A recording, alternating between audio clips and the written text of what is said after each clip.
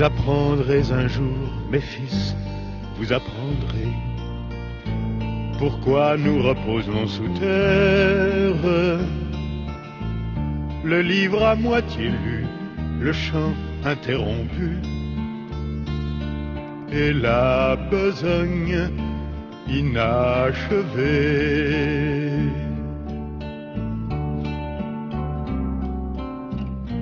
Ne pleurez plus, mes fils. Bonjour chers téléspectateurs, nous sommes sur la webcam de l'espace jeune, la rafle du Vélodrome d'hiver.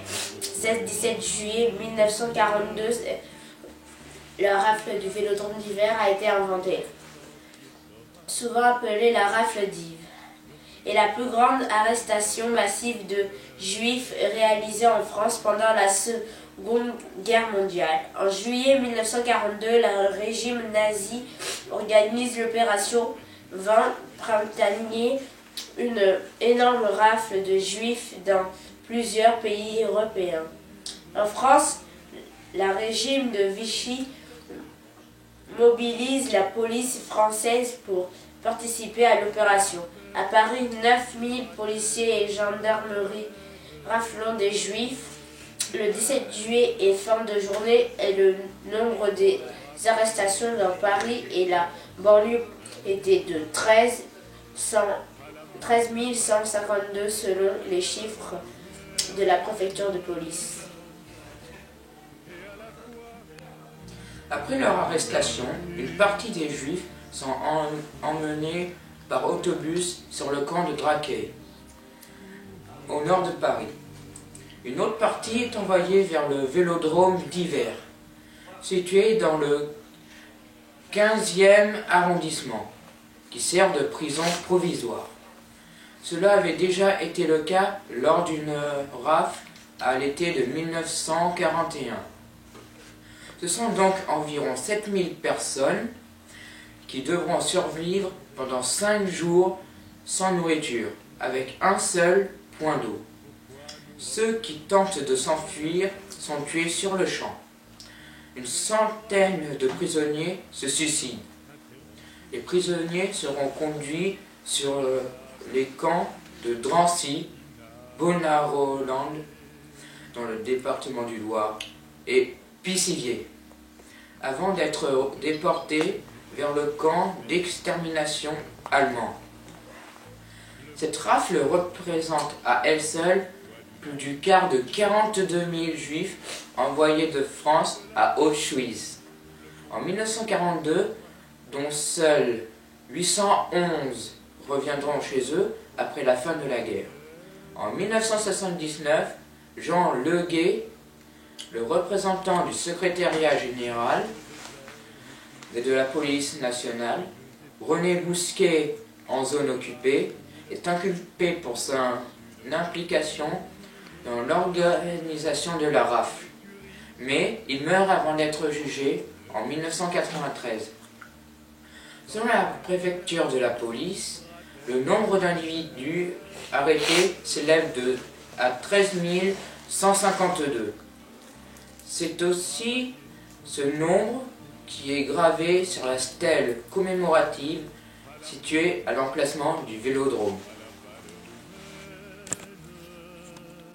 Le 17 juillet 1994 a été inauguré un monument commémoratif de la rafle sur une promenade plantée en bordure du quai de Grenelle, nommé Square de la place de martyrs juifs du Vélodrome d'hiver. À Paris, il est dû aux sculptures Walter Spiters et l'architecte Mario Azagouri, et représente des civils innocents, enfants, femmes, enceintes, personnages, âges symbolisant les victimes de la rafle, les socles de la statue et incurvés rappelant les pistes Vélodrome d'hiver. Chaque année, il est organisé une cérémonie commémorative vers le 16 juillet. Le 16 juillet 1995, le président Jacques Chirac a reconnu devant le monument commémoratif la responsabilité de la France dans la RAF et dans la Shoah. Il a notamment déclaré « Ces heures noires souillent à jamais notre histoire et sont une injure à notre passé et à nos traditions. Oui, la folie criminelle de l'occupant a été secondée par les Français, par l'État français. Il y a 53 ans, le 16 juillet 1942, 4500 policiers et gendarmes français, sous l'autorité de leur chef, répondaient aux exigences des nazis. Ce jour-là, dans la capitale et en région parisienne, près de 10 000 hommes, femmes et enfants juifs furent arrêtés à leur domicile, au petit matin et rassemblés dans les commissariats de police.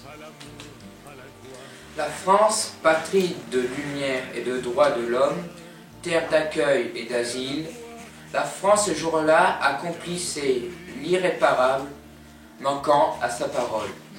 Elle livrait ses protégés à leurs bourreaux.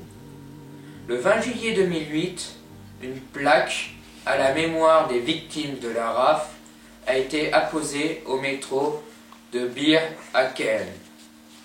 La cérémonie présidée par Jean-Marie Bockel, secrétaire de l'État de la Défense, et aux anciens combattants, s'est déroulée en présence de Simone Veil, ancienne déportée et ancienne ministre, du président du CRIF, du président de la Fondation pour la mémoire de la Shoah, David Rothschild, du président du Consistoire central israélite de France et de Beit Klarsfeld.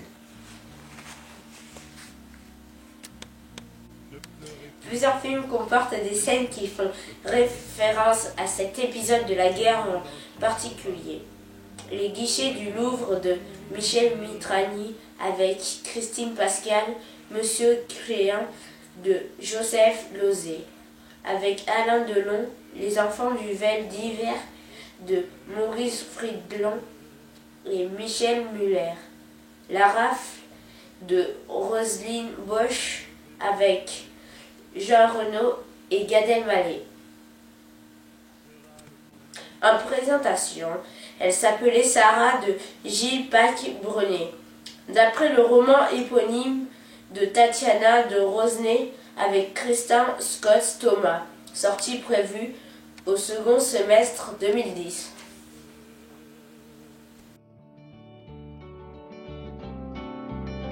Travaillez, construisez, mes fils, un monument à l'amour, à la joie, à la valeur humaine